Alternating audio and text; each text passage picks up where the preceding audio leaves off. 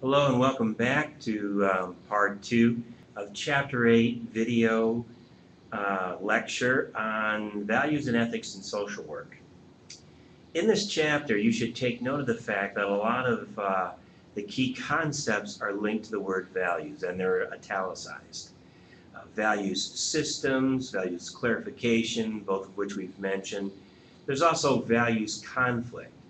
There are times when a person's values come into conflict. It doesn't happen maybe often, and maybe it isn't often severe, but sometimes it is. Say for instance that one of the values I have is the value of human life, and that I do not believe in euthanasia, and that's a value that I hold. The sanctity of human life, and say it's one that circles very strongly around the core of my being. But then let's say there comes about a situation where my mother has an incurable disease, is in excruciating pain that doctors are not able to manage, and she grabs me and she pulls me close to her and she says, "Help me to die." Well, I also have a value where I really love and respect my mother. I have a conflict. What am I going to do? I have two different values, and they're in conflict. And those can be very, very challenging times. So it's not always easy. Sometimes our values come into conflict. Another thing is values suspension. And when I talked a little earlier in video 1 about values clarification, I mentioned that it's very important that at the end of the day, a person makes a decision, chooses a path based upon their own values. In value suspension, a social worker holds their own values to themselves. It does not impose them upon the client, because the client needs to make the decision that they're going to make. Knowing all the options, knowing all the potential consequences, they need to make that decision based on their own values. It can't be yours as the social work practitioner. Using the same kind of thing again, like sanctity of human life. That may be like a core value that I have, and that I believe anyone having an abortion, that it's not a matter of privacy or a woman's rights, that it's, say, that I believe that it's murder. And I have a client who's struggling what to do. She's pregnant, doesn't have the means to care for a child, isn't interested in adoption, and is struggling with what that they should do. And that's where helping them to clarify their own values is really important, and not imposing my values upon them, because they're the person that has to live with whatever choice that they make.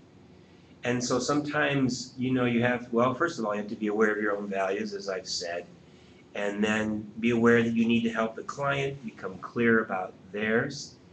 Explore all the options and possibilities and all the possible consequences so that they can come at the end of the day and determine a decision for themselves. All right, now, values come from somewhere, and the book shares about 4 sources of values as far as for the country, and I just want to briefly touch on these. Be sure you know each of them for the quiz. There is the Judeo-Christian kind of doctrine that was fundamental in the founding of this country. The idea that there is the inherent worth of an individual, that you have a responsibility to care for your brother and for your neighbor. That's something that is a source of a lot of our values as a country. Then there is the democratic ideals, that we hold this to be true, that people are created equal and that they have the right to life, liberty, and the pursuit of happiness.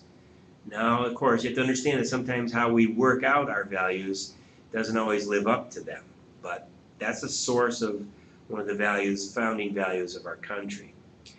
Then also the Puritan ethic. Not that we walk around today thinking about the Puritan ethic, but it has a major influence and still does. The idea that character is everything, and that circumstances or the environment don't really play that big of a role.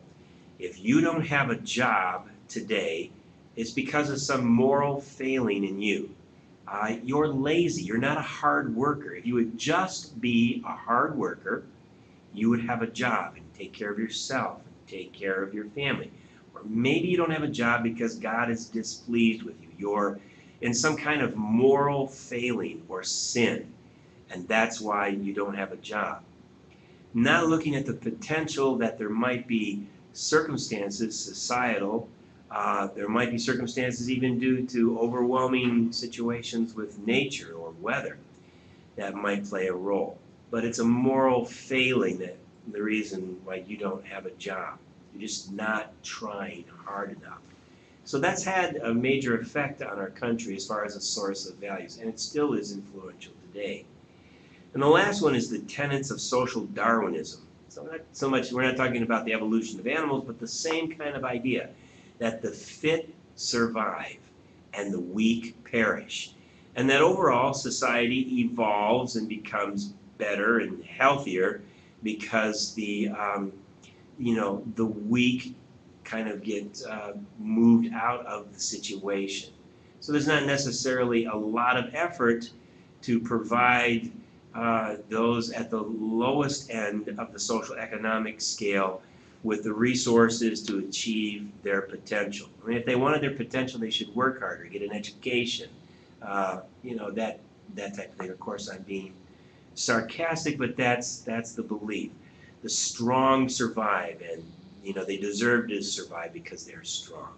Okay, that's part 2. Please turn in to part 3.